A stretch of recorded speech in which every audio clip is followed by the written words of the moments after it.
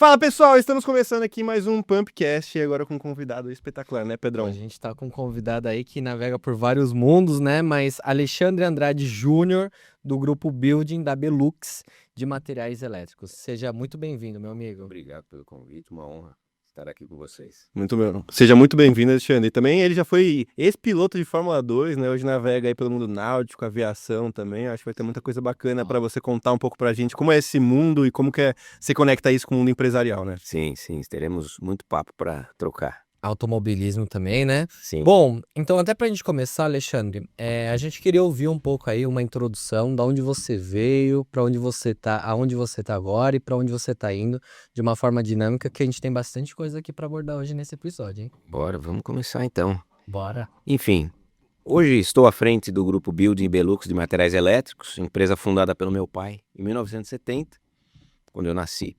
E uma empresa que ao longo desses 56 anos vem diversificando sua linha de produtos e que nos últimos 30 anos surgiu a Belux, que é a nossa linha de tomadas e interruptores. Então nós temos duas linhas distintas de produtos, que é a linha Building de conectores elétricos e a linha Belux de tomadas, interruptores e acessórios. Minha história é bastante curiosa, porque como vocês mesmos mencionaram, eu tenho experiências pelo automobilismo, pela aviação, pelo mundo náutico, tudo isso estimulado pelo meu pai. Desde muito pequeno, me colocou para voar com ele. Coincidentemente, ele começou a voar, tirou a primeira carteira de piloto dele em 1970, quando eu nasci. Então, literalmente, eu nasci dentro de avião. Então, a minha primeira paixão foi aviação. Só que ao longo desses anos, meu pai sempre me estimulou com tudo que tem motor na vida. Com 5 anos, ele me deu uma mini moto italiana, que inclusive eu estou terminando de restaurar ela agora. Eu tenho ela até hoje. Ela está sendo montada, desmontei ela inteira.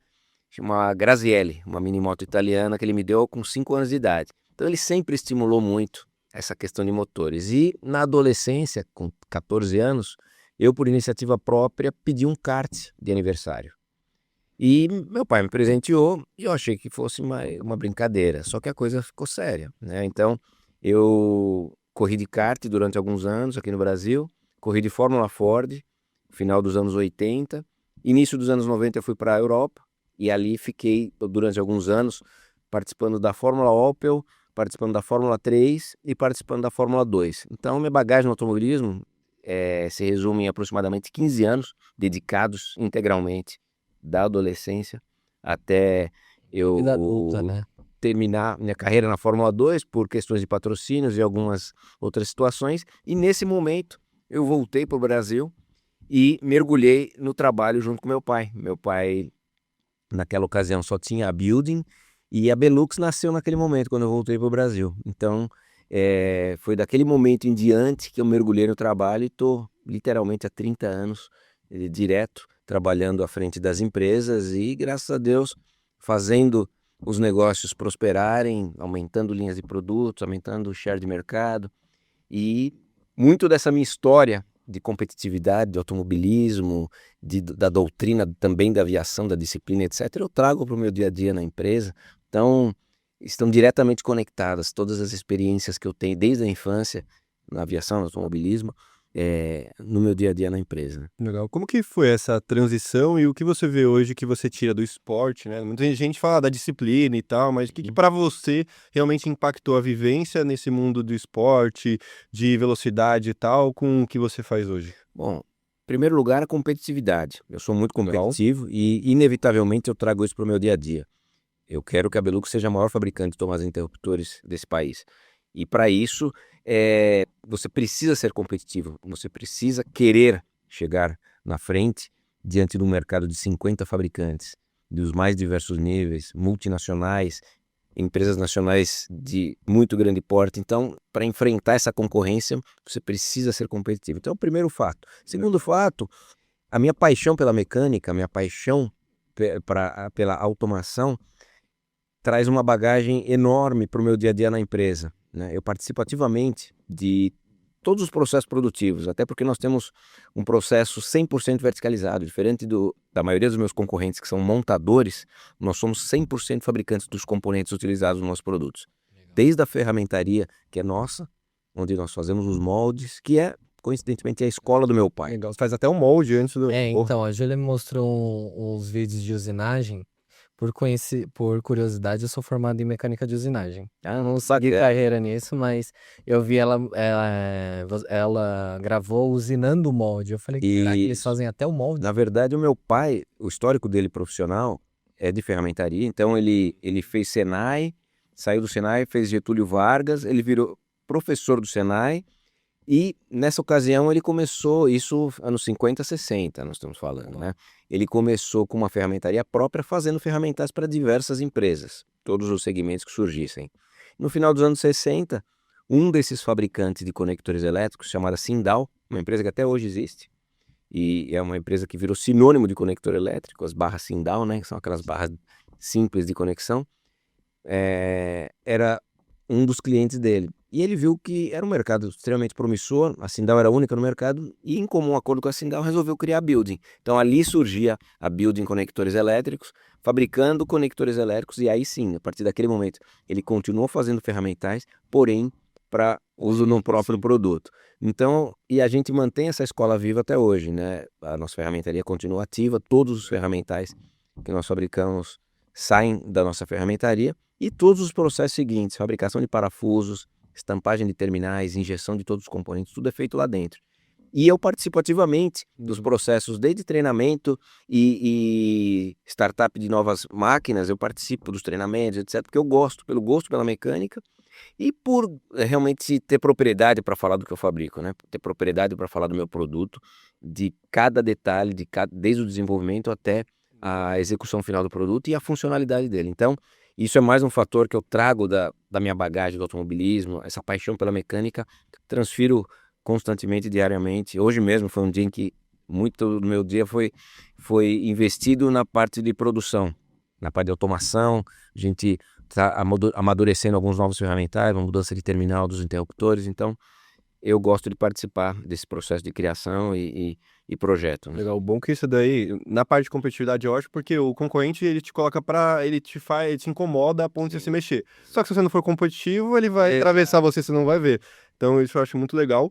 E na parte de ferramental é bom porque você tem uma flexibilidade que eu vejo muito empresário de indústria e tal, que às vezes fica aquela coisa, pensa 3 vezes antes de criar um molde. Sim. Porque, para pensar, para estruturar o investimento e Parte tal. do investimento, segundo, muitas vezes geram incertezas, né? Hoje, Sim. pensar num novo produto e pensar em algo que seja diferenciado é muito difícil, porque o mercado está repleto de produtos dos mais diversos níveis, mais diversos designs, etc. Então, no nosso caso, principalmente, no nosso segmento que é muito competitivo, é difícil você pensar numa solução diferente, inovadora, porque então nós precisamos fazer diferente em detalhes que outros fabricantes não fazem, explorar nichos de mercado que eventualmente são pouco explorados, né? Então, essa competitividade é justamente tirar da zona de conforto e buscar nichos e alternativas para sair da mesmice, né? Legal. Muito legal. E um ponto curioso que você trouxe, seu pai é da década de 50, 60, então ele pegou todo o boom da Revolução Industrial no Brasil. Sim, ele nasceu em 37, né? Mas desde muito novo, muito jovem, ele fala que era fascinado por ferramentas. Ele conta que ele ia para a escola e ele passava em frente a uma usinagem e ele ficava parado, fascinado, olhando os tornos trabalhando e jogando o cavaco, né, fora, tal. Então ele me conta sempre isso, né? Então ele sempre gostou desse mundo. E aí foi estudar Senai, fazer usinagem, etc e tal, e foi em frente. Estudou no Brás? Estudou no Brás, é. Eu estudei no Brás. Ah, é? Roberto Bacana. Rimos. É, bacana. Caramba, que mundo pequeno, né? Ele morava ali na Rua Bresser, meu pai, quando era criança. Então é ali pertinho, né? Legal. Ó, e já aproveitando que a gente tá nesse gancho já do esporte, linkando tudo, e você é muito ligado a essa parte de corrida, vocês patrocinam pilotos, eu acho isso muito legal. E o que a pista te ensinou sobre tomada de decisões dentro do seu negócio? Bom, primeiro que eu costumo dizer que eu sou pé embaixo. Não que eu não pense, não reflita para tomar certas atitudes, mas eu não procrastino, eu sempre ajo muito rápido e graças a Deus sempre dá certo, assim, sabe? Porque talvez pelo empenho em fazer dar certo, sabe? Então, tomada de decisões rápidas é algo que faz parte da minha, do meu perfil, né, da minha natureza.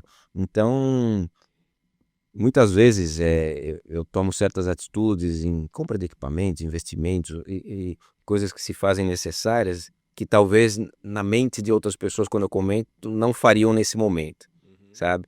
Mas, então eu acho que tomada de decisões rápidas é mais um fator que talvez inconscientemente tenha dessa minha natureza competitiva, desse meu histórico no automobilismo. Faz Mas sentido. isso e é um ditado que eu uso constantemente, né? Assim, nos grupos de representantes, eu sempre uso muito essa palavra de pé embaixo, sabe? De realmente acelerador no fundo mesmo o tempo todo. E não tem alternativa, sabe? Tem que estar sempre pé embaixo, porque quem não cresce encolhe, né? Então Não existe estar estagnado. não dá, Ou você tá crescendo ou você tá encolhendo. não tem como, não tem como. Então, isso daí é um fator que eu acho que tem muito a ver com toda a minha história, com toda. Com toda essa jornada. E o que você viu que durante toda essa trajetória empresarial, desde o seu pai, você como sucessor, tudo mais, o que você viu que mudou no mercado? Olha, todos nós somos prova viva do que vem acontecendo com o mercado em todos os aspectos, né? Então, se nós falarmos pouco tempo atrás, 10 anos atrás, talvez não imaginássemos a influência que as mídias sociais têm no poder, na decisão de compra de um produto, no posicionamento de uma marca. Então, eu venho de uma época onde nasceu a internet, né? A internet literalmente nasceu ali em 94, 95. 95, acho que já tinha até o UOL, se eu não me engano, a AOL, que eram os provedores iniciais, né? E internet de escada com modem, etc. Então eu vi tudo isso acontecer. Bolha.com ali. Exato. Então surgiu muita gente da mesma forma que surgiram, muitos pararam no meio do caminho.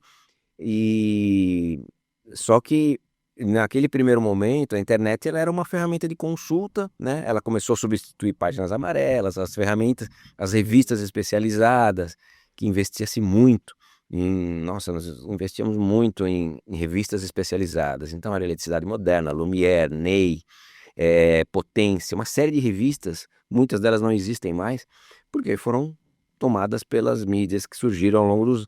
E, de certa forma, essas mídias democratizaram absurdamente, porque o investimento que era necessário para participar dessas revistas era absurdo, sabe? E hoje vocês sabem que. Tava ficando no monopólio, né? Hoje, sabendo explorar bem o que existe de ferramentas, né, de Instagram, de outros, de LinkedIn, outras, YouTube, etc e tal, você consegue aparecer, consegue mostrar o seu produto com um investimento infinitamente menor. Então, Às eu vezes vi. é só uma boa ideia, não precisa nem Exato, de investimentos, né? exatamente. A gente vê muito disso no dia a dia, né? Pessoas que têm um estalo, um diálogo, uma postura que encanta e isso, as redes sociais entregam muito e, consequentemente, vira né, um efeito cascata. Então, eu vi tudo isso acontecer, essa mudança de mercado, onde a gente saiu das páginas amarelas, passou por revistas, as revistas foram morrendo e a internet veio tomando conta, e aí o boom realmente foi, porque o Facebook não era usado com a ferramenta que o Instagram é hoje. O Instagram hoje Social. é uma mídia social, mas hoje as pessoas pesquisam tudo na vida através do Instagram. Se o restaurante é bom, se não é, se perfume é bom, enfim, acha. Legal. E ele entrega o que você quer, né? O Instagram é incrível. Então basta O você. algoritmo, O né? algoritmo te entrega, e aí você tem que tomar cuidado, porque ele toma o tempo da tua vida ali, que Ele é bom mesmo ele é nisso. prazeroso, ele vai. Então, por isso que o posicionamento de uma marca é importantíssimo, né? Nessas redes diversas, para que ela seja entregue nos públicos, nos mercados de interesse. Então, basicamente o que mudou muito foi o acesso à informação, né? E claro, esses últimos meses, poucos anos aí, a inteligência artificial está assustadora, né? Eu acho que isso é só o começo, né? Mas não dá para imaginar o que vai ser daqui 5 anos. A gente falando 5 anos é muito, porque da velocidade, a velocidade que ela está evoluindo e entregando, por um lado eu não sei se eu diria que é preocupante, porque tem que ser usado com cautela, né? Sim. Inclusive existem movimentos pelo mundo, né? Justamente para não cair em mãos erradas e fazerem mau uso, né? Porque realmente é muito do que a gente via em filme, no Terminator lá no 1990. E tá se É. materializando, né? Tanto é Então, que muito se fala que se a gente pega uma pessoa de 1.600, de 1.500 e coloca ela em 1.600, a vida dela não mudou é muito. o que eu sempre digo. Só trocou as pessoas. Só Você as pega a pessoas. humanidade até 1900, muito pouca coisa aconteceu, sabe? Automóvel, locomotiva, essas coisas, mas, cara, era um gap gigante, gigante, sabe? Então, quem nasceu ali de 1920 pra cá, né, ainda tá, tipo, meu pai mesmo, cara, em 1937 são 90 anos, E olha que ele quase. pegou a Revolução Industrial. Cara, Mas durou 90 anos a Revolução E Industrial. ele usa o celular, ele se atualiza, ele tá antenado até hoje, cara. Então você imagina, Caramba. se pra nós, pra mim, né, tem 56 anos, já é assustador quando a gente para pra pensar como era e como é, imagina ele, Hoje. né, que veio bem mais de trás, né? Então, é exatamente isso que eu menciono. O mundo, durante muitos séculos, evoluiu muito pouco.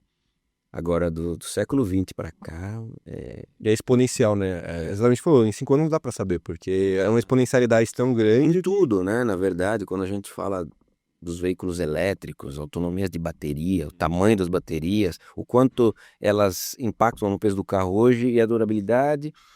Você imagina isso daqui 5 anos também, que 5 anos nos dias de hoje é longo prazo. É. O que era médio prazo, curto prazo, já é longo prazo, porque a velocidade que as coisas estão acontecendo, então é inimaginável saber como que vai estar. Total. É, Eu quero perguntar de.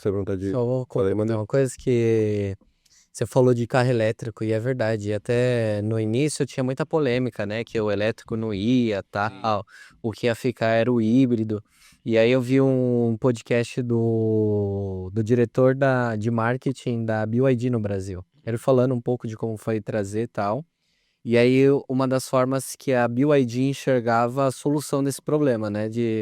Da dor ser, eu vou viajar e aí onde eu vou parar para recarregar, né? E quantas horas vai demorar? Exato. Porque o Brasil ainda tem esse Carente problema de infraestrutura, muito elétrica. carente. Muito carente. E aí ele falou, né, que o maior objetivo da BYD era conseguir ter um carro com autonomia de mais de 1.000 quilômetros. E hoje já tem. Então, assim, esse rompimento, se você pega um carro elétrico e põe numa cidade com uma autonomia de 1.000 quilômetros, a pessoa, dependendo, ela roda, sei lá, 15 dias se ela anda muito. Sim. Um mês, cara. Não, eu sou suspeito para falar porque eu tenho um BYD, um elétrico. E eu, assim, jamais passava pela minha cabeça comprar um carro elétrico. Você que deu gostar do barulho do motor ainda, né? Verdade, exato. E assim, só que aí um amigo meu comentou que comprou o carro era muito legal, tal, forte pra caramba o motor. E aí eu fui fazer um test drive, e era uma ocasião que eu tava sem carro pro dia a dia, eu tava usando os carros da fábrica, né? Então, chegava ao final de tarde, eu pegava alguma picape que tava sobrando lá, só que às vezes eu tinha que visitar cliente, e o carro não tinha ar-condicionado, essas coisas. Aí eu falei, deixa eu conhecer esse carro, então. Cara, eu fiquei fascinado pela tecnologia, pela potência, e claro, uma autonomia de 520 quilômetros, que eu falei, bom, se realmente cumprir, e eu tô há 2 anos e meio com o carro, cara, é assim, é espetacular, o carro entrega muito em tecnologia, em desempenho, dura realmente o que promete, a bateria, e sabe, só o fato de você não se preocupar em parar em posto, que é sempre uma coisa chata, então eu pus o carregador na empresa, chego na empresa, ponho para carregar, e eu moro longe, eu rodo 50 quilômetros, 60 por dia, porque eu moro na Zona Sul e a empresa é na Zona Leste. Então, dura uma semana a carga, cara. Sabe assim, eu não viajo de carro, então, às vezes que eu viajo, tipo, viajo de 200 quilômetros, eu faço. Porque o carro elétrico na estrada ele consome mais, diferente do combustão, ele regenera menos a bateria, então ele consome mais. Eu fiquei sabendo disso na prática, quase que eu não chego em casa, cara. Eu fui para Aparecida, saí de São Paulo com 450 km de autonomia. Eu falei, pô, Aparecida é 180 para ele. Tranquilo, cara. Cheguei no final da Dutra à noite, domingo, chovendo, com 0 de bateria. E só que ele tem uma tolerânciazinha. Eu fui apagando tudo, farol, ar-condicionado. Consegui chegar na fábrica, o carregador fica lá e parei o carro lá e peguei um da fábrica e fui para casa. Então aí depois disso eu me policio porque a gente sabe que... Mas fora isso, na cidade é perfeito o carro. perfeito. Para quem precisa viajar muito, eu ainda sou mais o híbrido. Agora, os carros 100% elétrico, quando tiver essa autonomia de 1.000 quilômetros, esquece. Aí... E o Brasil precisa se estruturar mais, né? A infraestrutura não é muito ainda forte nosso, né?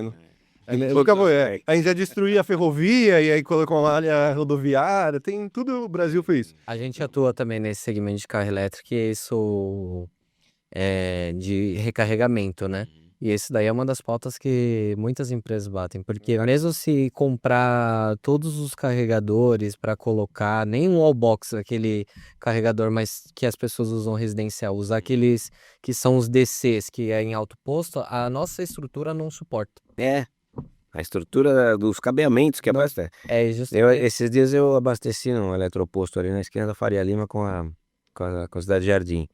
É super rápida a carga, ele carrega com 140 É 30 quilowatts. É bem rápido. Custa caro, mas eu tava precisando, porque eu ainda não tenho em casa o carregador, fica na fábrica. E aí eu tinha ido para Ibiúna, para alguns lugares, precisava continuar rodando, é realmente muito rápido. Mas assim, são pouquíssimos. Se você for considerar o tamanho de São Paulo, são muito poucos, né? E o principal, estrada, cara.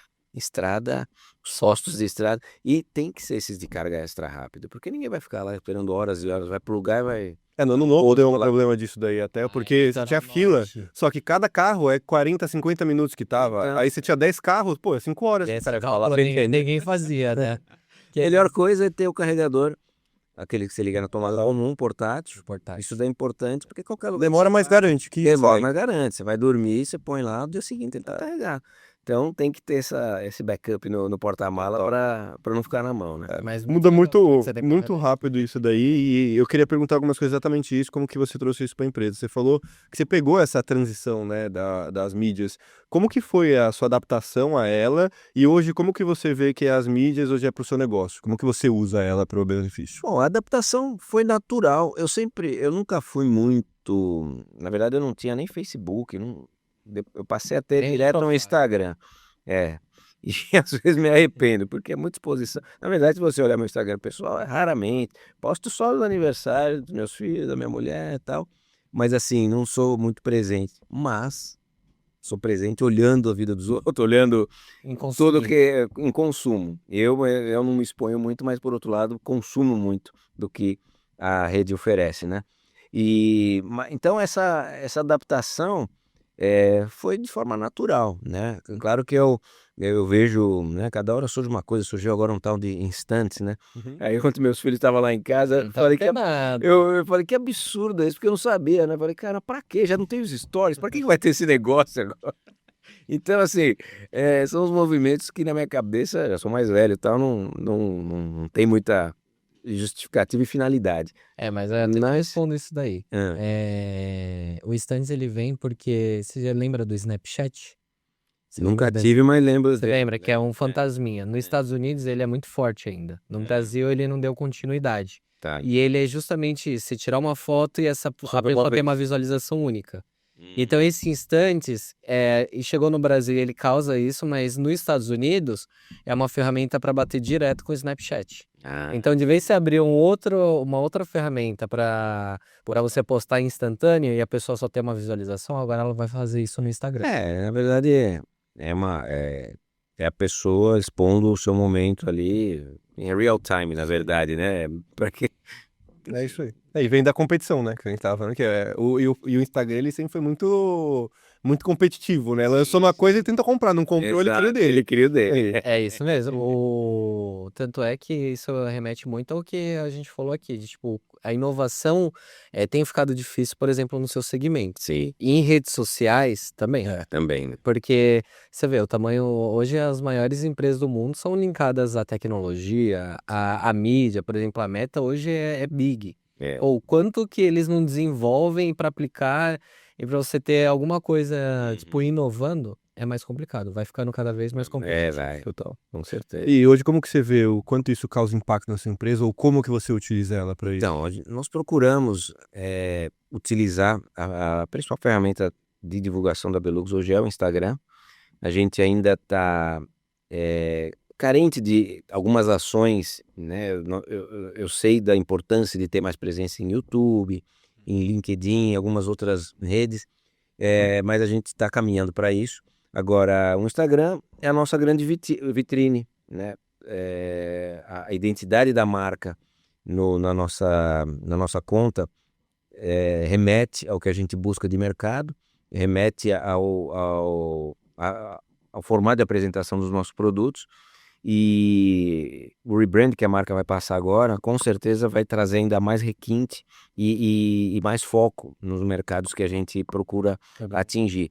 Mas, repito, a gente ainda tem muito para explorar no sentido de utilizar melhor a ferramenta. A gente está iniciando um trabalho com a Júlia de planejamento, porque hoje a gente tem focos em algumas determinadas linhas que nós queremos explorar, porém o planejamento disso e até para manter uma linearidade no feed, né, é importante para não haver conflitos de um produto popular e de repente o próximo post ser de um produto AAA, entendeu? Então, o objetivo dessa organização é trazer justamente uma linearidade sem impactos no feed, Legal. né? Um ponto até, tem uma pergunta que você falou do rebrand, mas um ponto interessante até do YouTube, porque a gente tem 3 principais tipos de rede, né, de aquisição de cliente, vamos dizer assim, através da rede social. A primeira dela é a rede de intenção, que é o Google, que o cliente ele dá a intenção dela na busca, né? Então, é o cliente que a gente chama de prontidão, ele está pronto para comprar, possivelmente, porque ele está já pesquisando. A rede social, TikTok, Instagram e tal, esse Reels, Feed, é uma rede de atenção. A pessoa está lá por lazer, eles têm que capturar a atenção dela. Sim. Porque senão é 3 segundos. O próprio TikTok tem uma pesquisa que determina que o seu cérebro demora 3 segundos. 3 segundos ali. A probabilidade de você ficar no vídeo é muito grande. Tanto é que você vê que, tipo, quem começa o vídeo, oi, tudo bem? E aí o Instagram entrega mais aquele vídeo. Entrega. Porque ele entende por retenção. Quanto mais retém, mais ele entende que você gosta daquele conteúdo. Até uma transição interessante disso, porque antes a rede social, ela usava as suas ações ativas para poder interpretar se você gostava ou não. Curtida, comentário e tal. Hoje ele pega no seu subconsciente. Você prestou atenção no vídeo, ele já sabe que você gosta. E o último é YouTube, o que pode fazer bastante sentido mesmo você, eu acho que lançar junto com a Ju uma força para trabalhar nisso, que é uma ferramenta eu chamo de aprofundamento. Já são pessoas que elas estão querendo saber mais. É um podcast da vida, é um vídeo explicando o produto. Então você pega um perfil de público que ele já ficou curioso, ele já tá sabendo do seu produto, mas ele quer buscar mais sobre ele. Ele quer saber como funciona. Então é aquele público que ele tá pronto para comprar e ele só tá esperando ser um pouquinho mais convencido. Então as marcas hoje elas deixam realmente o YouTube de lado, e eu acho muito importante o trabalho dele, porque você vai pegar essa fase de público. O cara te viu no Instagram, ficou interessado, onde ele vai ver? Ele vai pesquisar você no YouTube, para ele saber, às vezes, especificação técnica. Sim. Aí você vai ter vários perfis de público. Você vai ter o cara que entende mais tecnicamente, vai querer um conteúdo técnico, você vai querer o outro que, por exemplo, vai querer saber das linhas, aí vai ter um vídeo só falando das linhas, das cores e tudo mais. Então, é um ponto bem interessante. E o que é interessante, que também já fica como dica, é tangibilizar. Porque, por exemplo, a Belux, ela atua num segmento mais premium, né? Sim. Então, uma das coisas que o público B, A, ele compra conceito. Então, mostrar a aplicação, onde estão essas tomadas, onde elas estão sendo aplicadas. Esse sofá parece com o meu, essa parede é uma cor muito parecida com a que eu vou pintar. Isso daí traz harmonia e vende o conjunto. Então, o YouTube, ele é utilizado muito nessa parte de construção, e o TikTok também agora com essa parte de busca deles, tanto é que o TikTok hoje para pessoas abaixo de 20 anos já é o principal canal de busca. Passou o Google. Caramba. Isso que daqui a pouco vai entrar IA, né? Mas só que assim, o TikTok ele já tá muito avançado.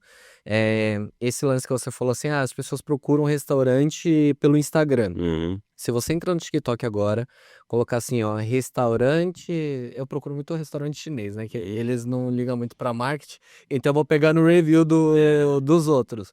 Tipo, sei lá, restaurante chinês na Moca. Vai aparecer os restaurantes e você vê que as pessoas é tão engajadas nisso que, tipo, a intenção dela ali nem é que o vídeo dela bombe. A ideia é, tipo, eu tô vindo aqui no restaurante tal, eu vou te mostrar como que é de fato. Aí ela entra no restaurante, ó, tá vendo esse restaurante, a comida que eu pedi, tal. Então você já consegue ter além da experiência. Entendi. E aí o conjunto disso é tangibilizar. Tipo, tanto é que quem quer falar com alto padrão, você precisa tangibilizar onde que a sua aplicação tá, quais são os diferenciais, Porque assim, o detalhe é o que faz a diferença. Sim, Porque se fosse tomada por tomada, claro. só existiria a linha branca, Sim, né? exatamente. Existem marcas com enorme relevância que está na boca de qualquer um dos brasileiros, marcas extremamente conhecidas. Então a gente tem que justamente buscar mostrar onde o nosso produto está aplicado. A gente tem feito muitas ações. Na verdade, somos procurados por alguns formadores de opinião. A gente está fornecendo para a Casa Nova do Celso Zucatelli, que tem uma relevância grande como âncora na Rede Record. Tivemos também na sequência a Gabi Cabrini, que nos procurou para fornecer para a casa nova dela. Ontem, uma atriz da Globo, a Lucy, nos procurou para fornecer para uma casa nova que ela está fazendo aqui em Mariporã. Então, são pessoas que têm bastante relevância, bastante seguidores nas redes sociais, e a gente acaba fazendo esse tipo de Então já pergunta, grava tudo. porque tem, sim, a gente, como eu comentei com vocês, aquele evento que nós fazemos do Belux Experience, todos eles vão, conhecem a fábrica, passa o dia comigo, almoça lá na empresa. Então a gente explora isso, já faz parte, né, dessa nossa permuta e desse nosso fornecimento, porque realmente é um privilégio. Eles poderiam ter procurado qualquer outro fabricante, né, dentre esses 50, e realmente a gente tem participado ativamente desse tipo de ação, não só dessa forma, né, como mencionei com vocês, do novo espaço da Tempo by Porsche, que vai ser um espaço temático da marca, que é a minha grande paixão.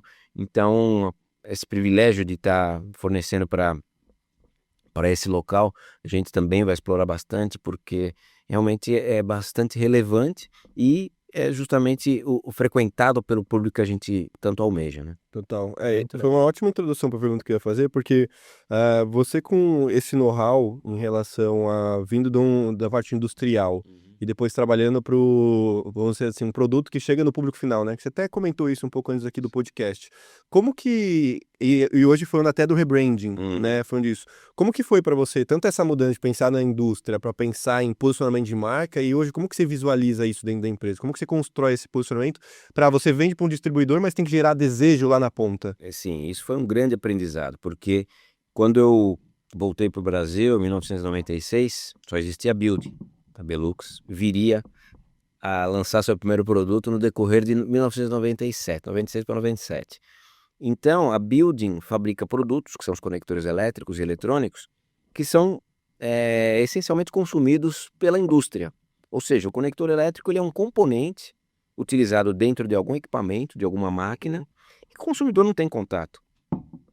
Então, uma vez homologado na indústria, qualquer ela que seja, você não tem mais um trabalho de pós-venda, de preocupação de exposição do produto em ponto de venda, campanha com vendedores, absolutamente nada. É um produto extremamente técnico e que a aplicação dele não é feita pelo consumidor final, é feita por alguma indústria.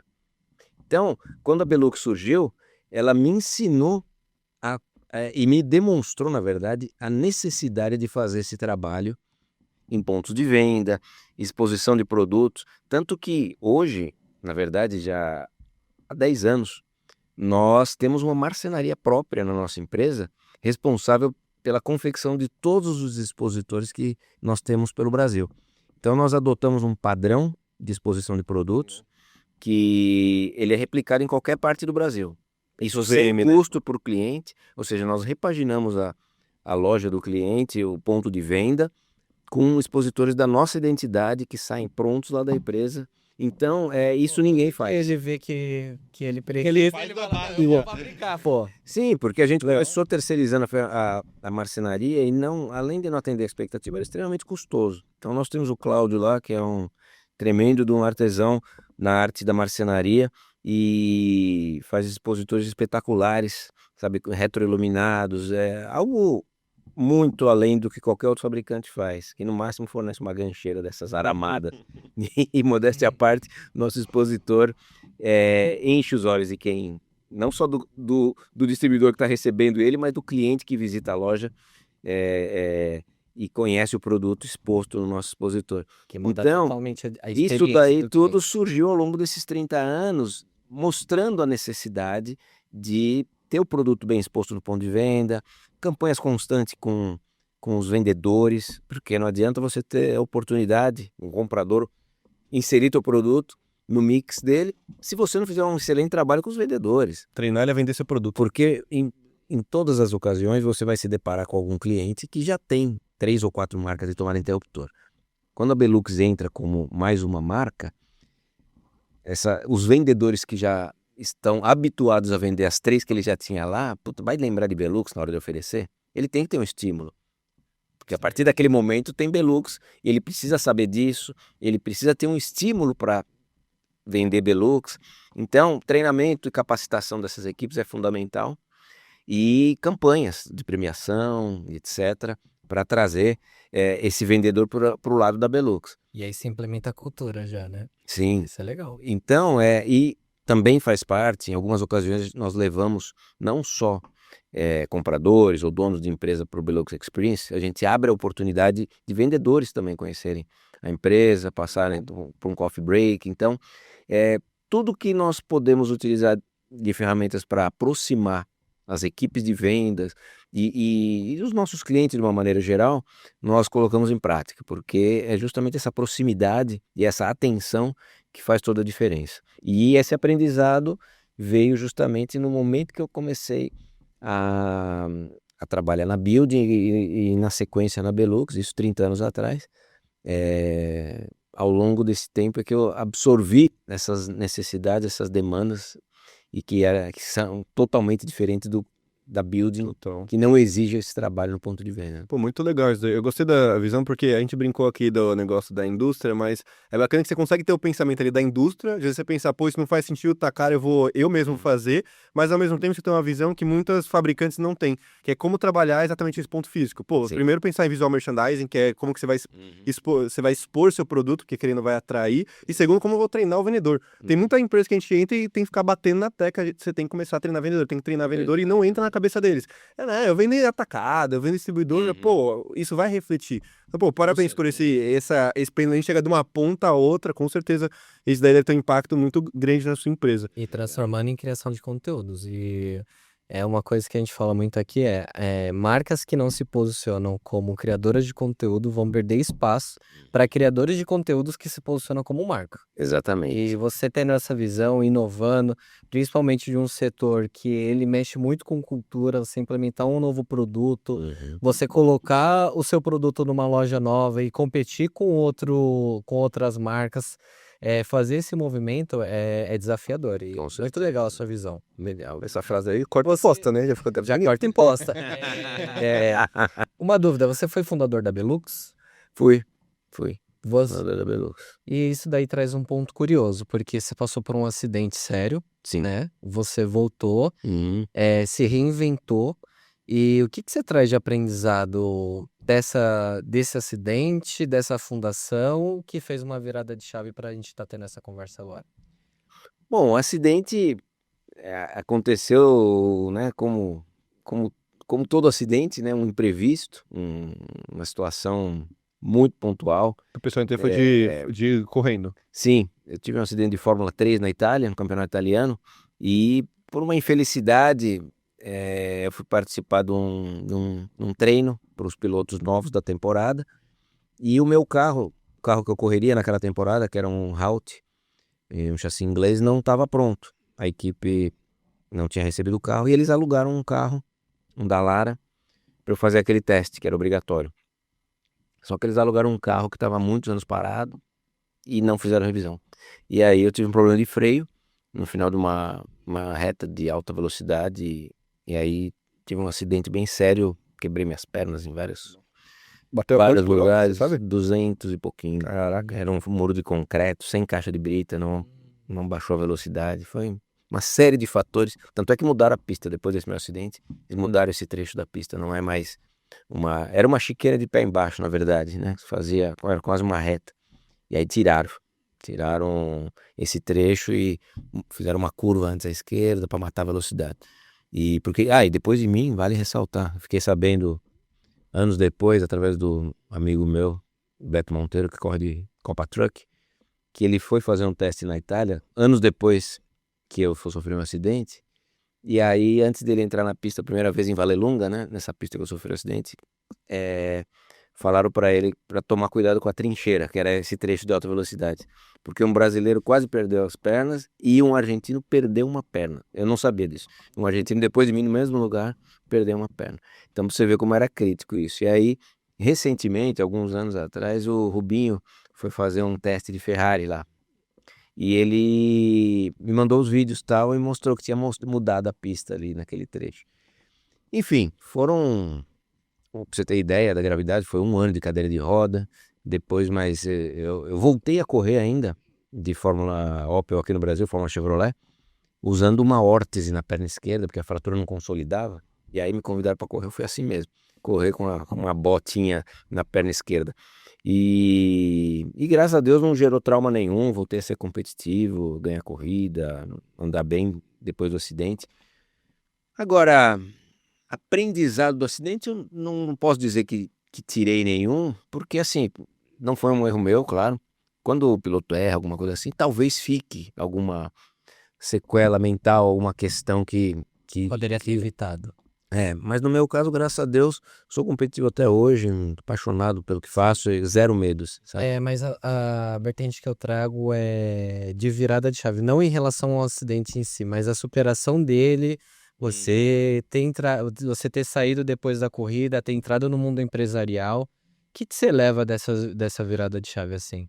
Bom, a virada para o mundo empresarial, ela veio por uma questão de recurso, de patrocínio, que num determinado momento a empresa estava me patrocinando, não deu continuidade e ficou insustentável a manutenção da minha carreira lá na Europa. E aí eu, por iniciativa própria, meu pai nem queria que eu voltasse, mas eu optei por voltar porque estava sacrificando muito a empresa. O meu pai, não só com as ausências dele, porque ele se envolveu muito, então ele estava lá comigo, mas pelos investimentos, né? E aí eu, ao longo da minha carreira, da minha vida no automobilismo, eu vi muitos pais de piloto quebrarem, literalmente quebrar a empresa. Não é esporte barato, né? Não é barato e às vezes apostam-se todas as fichas e as fichas não voltam, sabe? Assim, é muito. Automobilismo, na minha época já era muito difícil você converter os resultados no futuro e trazer de volta o investimento. Já não era fácil. Hoje em dia é mais difícil ainda. Então, baseado nesse histórico que eu já tinha visto, eu optei por parar. E quando eu voltei para o Brasil, eu mergulhei imediatamente na empresa, né? Não tinha plano B. Vamos trabalhar e vamos fazer a coisa acontecer. Olhar o bambu. Exato. E assim, foi tão gratificante. Eu achei que talvez no primeiro momento fosse mais não, traumático não é a palavra correta. Mas assim, eu tô vivendo, né? Em um dia eu tô na Europa correndo de carro, que é um sonho da vida de muita gente, né? Da minha paixão. E no outro dia eu voltei pro Brasil e fui lá para a fábrica para aprender a trabalhar, aprender a vender, aprender sobre produto, né? Estaca zero. Só que o retorno foi tão rápido do meu empenho, como eu mencionei para vocês, nessa época nós pesquisávamos clientes novos nas revistas especializadas. Então, por acaso, acho que eu tenho guardado até hoje de recordação, um caderno com as anotações, que eu pegava recorte da revista NEM, recortava, colava, ligava, pô, e vendia, e vendia, e vendia. E era, quanto mais eu trabalhava e mais me empenhava, mais eu vendia e mais tinha resultado. Então, o que num primeiro momento eu encarei como uma frustração de ter largado o automobilismo para trabalhar, por outro lado, pelo contrário, não foi frustração. Frustração no automobilismo era bater na porta de centenas, dezenas de empresas por patrocínio e não conseguir, sabe? Sim. E a partir do momento que... É uma autonomia de tomar de decisão. Exato. Não, e você tenta vender sua imagem, vender um espaço no carro, e é não, não, não, não. E quando eu comecei na empresa, eu vi que era diferente. Eu ligava, eu vendia um produto, recebia por aquele. E quanto mais eu ligava, mais eu contactava clientes, mais clientes eu abria, mais eu vendia e mais ganhava dinheiro. Então, passou a ser muito mais prazeroso do que aquelas frustrações de bater na porta e receber não de patrocínio. E assim, foi tão rápida a ascensão e a conquista de novos mercados, de novos clientes, que passou, eu mergulhei de cabeça assim em 6 meses. E sabe quando você muda a cabeça totalmente? Justamente, mas o que eu sempre menciono é isso. O grande divisor de águas foi o fato de eu durante esses 13 anos que eu dediquei ao automobilismo, era muito não, sabe? De criar um belo material, um currículo. Na época eu já encadernava, caprichava nas propostas, aí mandava, visitava, e era não, sabe? Conseguia, às vezes, um pequeno patrocínio.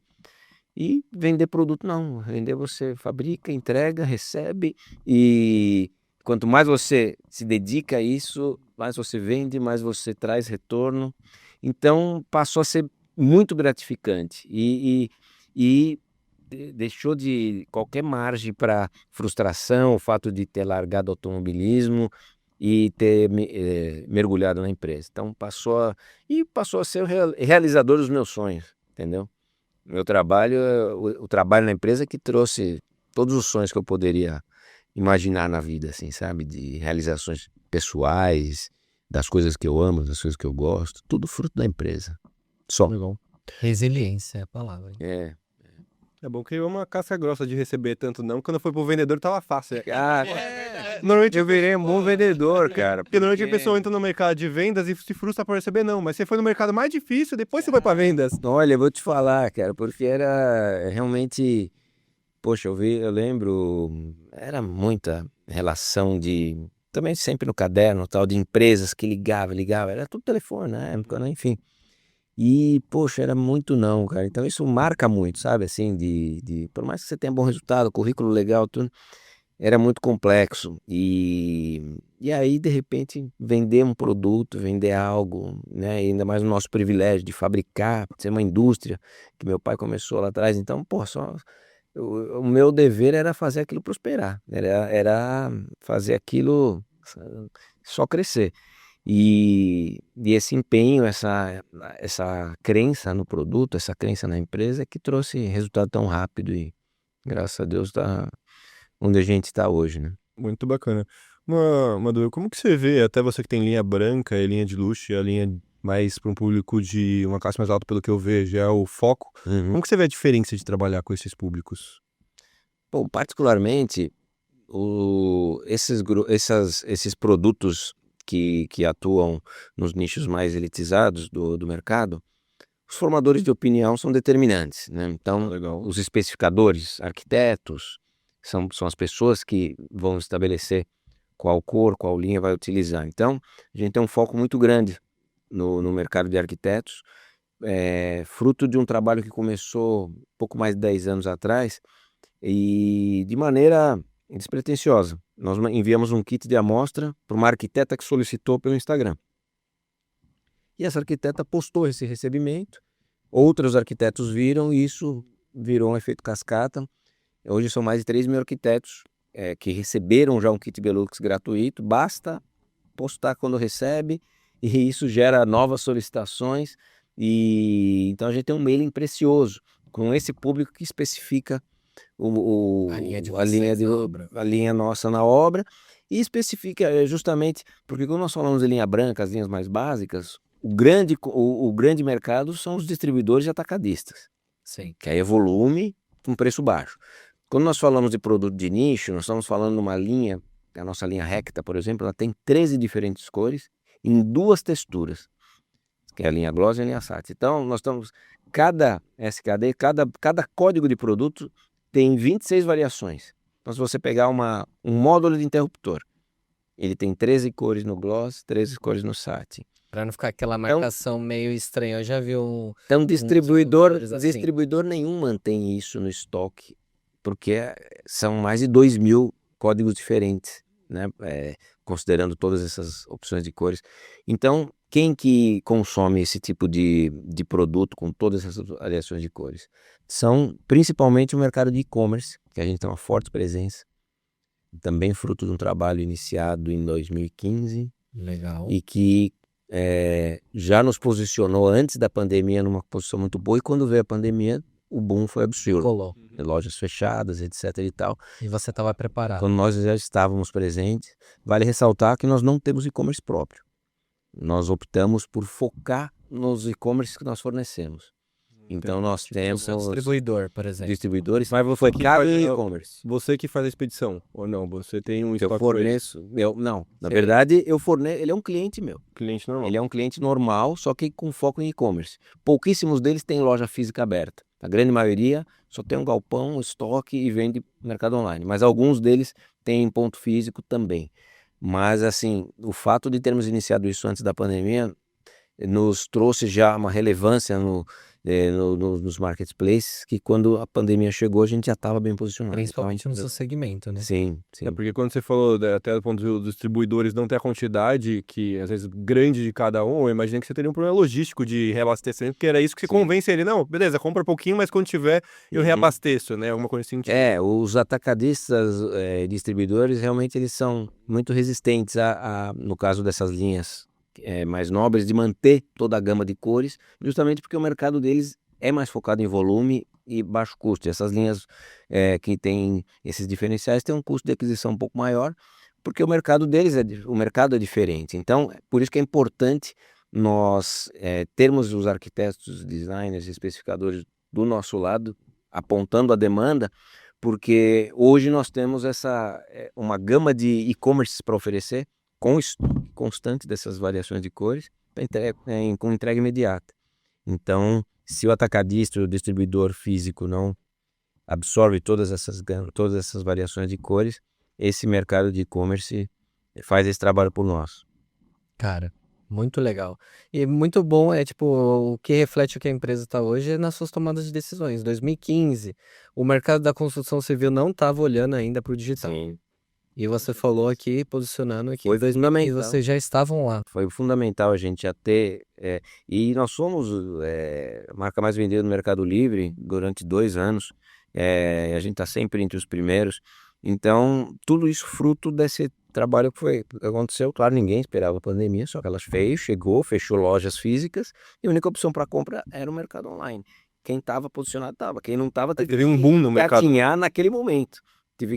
Só que aí já perdeu o timing, né? Quem já estava com posicionamento já estava anos-luz à frente, né? E você mudar uma operação. Da mesma forma que esse trabalho que a gente faz com os arquitetos, a gente hoje em dia vê alguns concorrentes tentando fazer a mesma coisa, mas posta uma coisa ou outra. O nosso não, se você olhar todo dia, tem algum repost de algum arquiteto, sabe? Virou um negócio orgânico e em tempo real mesmo, constante. Instante. Então, hoje quem tenta fazer esse trabalho parecido com o nosso, né, já perdeu o timing, entendeu? Porque talvez não consiga, não sei o motivo, mas eu vejo em algumas ocasiões muito esporádico alguma coisa de algum concorrente. Não é Essa é a visão. visão e um trabalho, acho que você foi construído também, né? Acho que também muitos deles às vezes tentam, não sei o quê, não vê o resultado e param. Mas, pô, quanto tempo você tá fazendo isso, entendeu? Exatamente, desde 2017 o primeiro kit. Eu lembro que eu entreguei pessoalmente, lá em Salvador. Eu tava por lá, que minha mulher é de Salvador.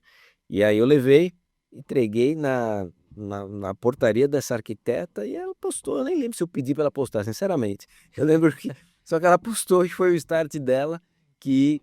Expectations mesmo. Exatamente. Legal, não, eu acho muito bacana isso, porque eu acho que é uma visão, e novamente, uma visão que também você tem de ponta disso daí, mas que a gente vê bastante, porque a gente incentiva, a gente trabalha bastante com indústria e, consequentemente, também indústrias que, coincidentemente, na verdade, indústrias que trabalham com arquitetos, e a gente tem esse trabalho de fazer comunidade. Só que é diferente você fazer um marketing para você vender e você criar uma comunidade. O marketing você atrai, mas todo o ambiente que você cria para criar a comunidade, que aí já, que você falou que você traz o arquiteto para visitar a fábrica, você criar esses eventos, essa coisa da pessoa sentir um pertencimento dali para ela poder gostar dos seus produtos, ver as novidades e recomendar você, é bem, eu acho que assim, às vezes pode ser mais difícil do que o marketing, porque o marketing você atrai, e ali você vê, e aí o marketing atraiu, vendeu, aqui é atraiu e você tem que criar esse senso, que não é uma coisa simples de E fazer. você retém, né? E você cria experiências. Isso Isso daí realmente faz a pessoa se essa conectar. atenção, você dedicar o seu tempo, porque realmente o Belux Experience toma a maior parte do dia e é atenção constante, é celular no silencioso, sabe? Você dedica o momento realmente. E isso a gente recebe cada feedback, cada relato, às vezes até emocionante, sabe? Porque para nós passa a ser algo do que a gente procura fazer o máximo possível para trazer proximidade com os nossos clientes e consumidores, mas os relatos que a gente ouve é de que realmente é algo muito diferente do que as pessoas estão acostumadas, esse tipo de atenção, sabe? Porque não é só trazer, é dedicar o seu tempo, né? Dedicar o seu tempo, a atenção, a todo aquele momento que tá junto. Então é aí que a gente, poxa, realiza que tá no caminho certo, sabe? Tá realmente fazendo algo que talvez ninguém dê muita atenção, né? Outros fabricantes, ou seja, E o fim da linha é pessoas se conectam com pessoas, né? sim, sempre, sabe? Por mais que hoje a gente viva um mundo que muitas vezes, né, a gente no nosso dia a dia visualiza mesas repletas de pessoas e cada um no seu celular e tal. Tão próximo e tão distantes, né? Tão próximo, tão distante, essa tensão, essa proximidade cara a cara faz muita diferença. Muito. Isso não vai morrer nunca, eu acho que existem. E aí a gente vê isso, a gente vê muitos exemplos em diversos mercados, né? Muita coisa está voltando, né? Eu acho que a gente está atingindo um nível de tecnologia, de automação, de inteligência artificial, mas por outro lado, estava ouvindo hoje que infelizmente a Estrela acho que entrou em recuperação judicial, né? Mas eu estava ouvindo algo que eu nem sabia, que eles tinham voltaram a fabricar vários brinquedos dos anos 80. Não sei Mas se como é que tá o vintage. aceite disso, mas desde daquele Aquaplay, que talvez vocês não tenham visto, mas era um brinquedo com os peixinhos que ficavam na água. Uhum. O Pogobol, acho que eles voltaram a fabricar. Aquele boneco Falcon, não sei se vocês já ouviram também. Enfim, tudo coisa da minha infância. Voltaram a fabricar tudo isso. E essa ideia da mesma forma, hoje carros esportivos com câmbio Mano, manual custa mais caro do que o câmbio automatizado, é mais desejado. É exclusivo, né? Então o vinil tem hoje muito valor, né? Então eu acho que por mais que numa ponta a tecnologia esteja num nível assustador, por outro lado o mundo quer um pouco mais de humanidade, humanismo, né? Da proximidade das coisas, vida real mesmo, porque hoje a tecnologia entrega tudo muito fácil. Então, eu acho que um dos grandes responsáveis pelo tempo passar tão rápido hoje é a velocidade que as coisas acontecem, né? Ninguém mais tem ansiedade para nada na vida, né? Na minha infância, adolescência, quando você queria ouvir um videoclipe, ver um videoclipe, você tinha que esperar uma semana no Fantástico, que ia passar um lançamento do Michael Jackson. Você esperava 7 dias para ver novamente se eles repetissem, sabe? O filme era o que passava na TV. Então você tinha o Corujão, você tinha... Não tinha escolha. Não tinha escolha. E hoje você tem um mundo, coisas atuais, coisas nas antigas, mãos. nas mãos, cara. Isso tira a expectativa. E o que tira... E o fato de tirar a expectativa é que eu acho que faz o tempo passar muito mais rápido. E isso falando da gente, que já viveu, já vi tudo isso acontecer. Você imagina quem nasce já inserido nesse contexto do imediatismo. Uhum. É preocupante, sabe? Não ter anseios. Por isso que muitos jovens não têm anseios, não sabem o que vai cursar na faculdade, não sabe o que vai ser, porque difícil. Mas ele só é viciado em dopamina. Não, e ele vê um monte de moleque com 15 anos ficou milionário, ele acha que ele é o inútil, além de tudo, né? Você não tem ideia, vocês devem ouvir muito sobre isso, a dificuldade de conseguir mão de obra hoje, em todos os segmentos. Porque muitos estão fascinados com esses novos mundos, novos mercados. Posso ser também um milionário, um blogger, youtuber, sei lá o quê.